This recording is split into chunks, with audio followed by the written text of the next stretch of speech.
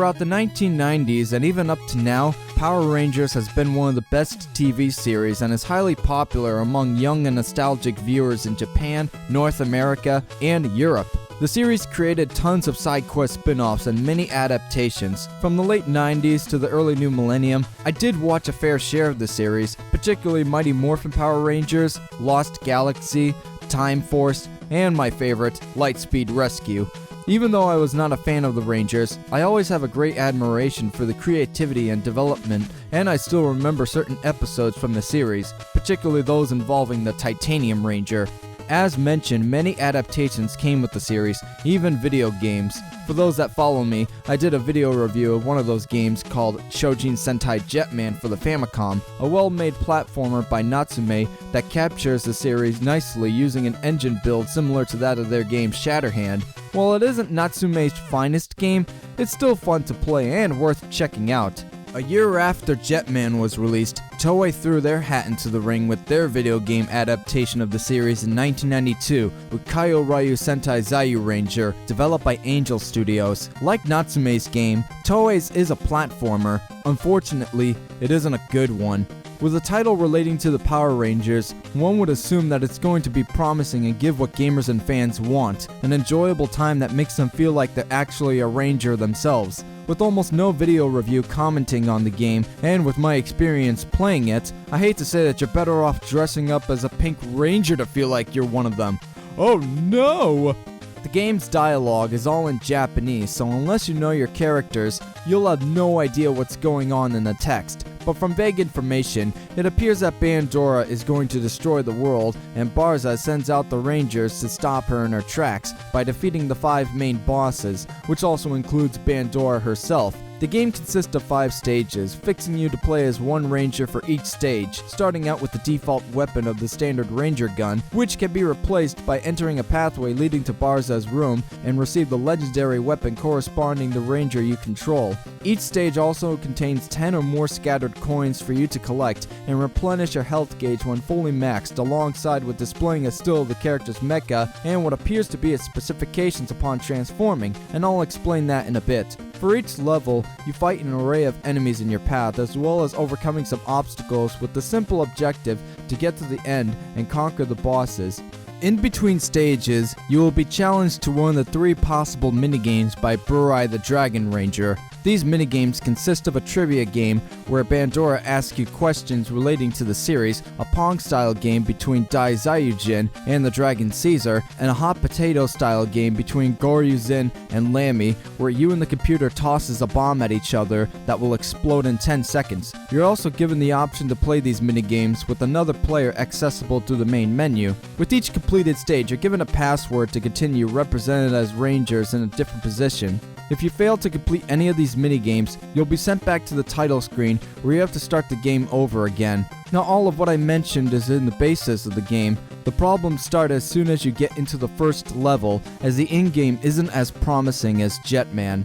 Graphically, the game does look decent. The details within the character sprites as well as the cutscenes are well generated, staying true to the series. However, the sprites do look a bit too sharp, even when you go to record footage and upscale it to HD, and there are some noticeable flickering issues to be found that can affect gameplay as to when enemies will appear out of nowhere and with generating your path. If you've ever played Donald Land for the Famicom, God help you, but seriously, you'll understand what I mean. The real issue with the visuals is that they're not very appealing, and given that this game was released in 1992, I would have thought Toei would advise Angel Studios to max out the capabilities of the 8-bit system like a handful of companies did during this late point of the era. If you were expecting this game to have similar visuals like that of Little Samson, Darkwing Duck, Shatterhand, and Bucky O'Hare, you will have no doubt been disappointed, especially when you compare it to games that came out prior to 1992.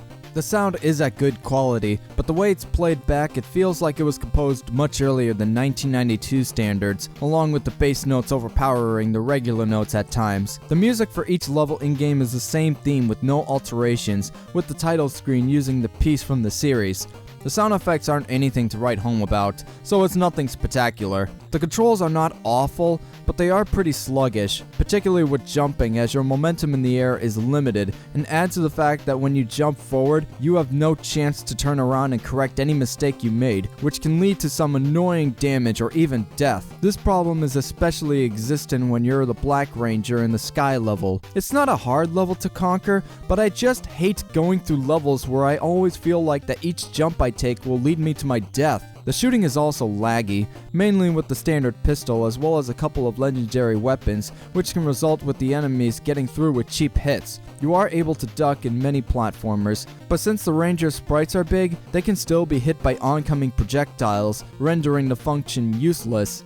Now what really kills this game isn't its gameplay. Sure, Kyoryu Sentai Jetman was a standard platformer, but it was made by a respectable company with more appeal to the series and took things further when they allowed you to take the Great Icarus into battle against another giant opponent. Now remember what I said when I explained the basis of Zyuranger. When you collect 10 coins, you get a depiction of your Ranger's transformed Autobot as you regain your health. Even when you get all 5 of these depictions, it doesn't result to you actually taking control of the ultimate mecha and battle against any worthy opponent. The only time when you assume the role of these mechas are in the mini games in a regular Pong game and the bomb toss, and in both cases, the mechas are pretty much stationary. When you advertise a Power Rangers game, one would assume that you would take control of the big mecha itself, and when it's ultimately cut from the final product, the big anticipation is reduced to nothing more than small particles of dust, and what the developers did with the mechas in the game is a complete joke. Even if the big mecha was playable, the rest of the game is nothing to look at with gratitude. The difficulty in the game is in some ways complicated to contend with thanks to the strobe pacing, sluggish controls, and mediocre effects of the legendary weapons. Even the first level is a pain in the ass to get through, as well as the first boss, which feels more like the final boss since Bandora herself is not a formidable opponent in the game, and I swear the Yellow Ranger's daggers are some of the worst weapons I've ever used against an opponent. The minigames themselves can be undoubtedly troublesome, especially with the trivia questions unless you're playing an English patch, and if you only get defeated once, that's it for you. What's more fucked up is the fact that you don't have to go through the minigames to progress to the next level, which defeats the purpose of having any diversity implemented. But it still doesn't change the fact that once you lose all your lives, you have to start the game all over again unless you save the passwords, and there's nothing more frustrating than to start everything from point A, seeing how much progress you made, and when you put terrible hit and collision detection into the equation, you'll no doubt feel aggravated pretty quickly. Even if you don't make contact with the enemies or projectiles, if you're in their personal spaces, you'll surely take damage. To add insult to injury, there's no checkpoints in these levels, so if you die, you respawn at the beginning of the stage. On top of all that, once you beat the first level, you shouldn't have much of a hard time finishing the game, given that you get stronger weapons and ridiculously easy boss fights.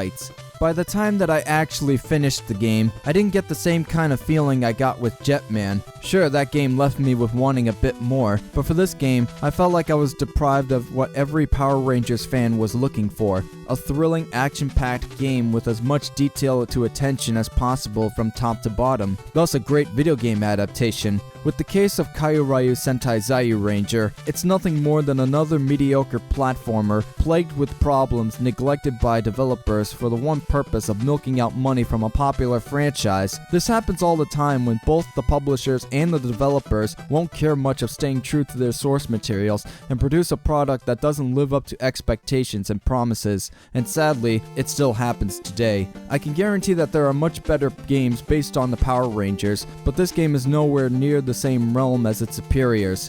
So thank you guys for watching. I'm Riley Sky, and until next time, I will see you all on the next level.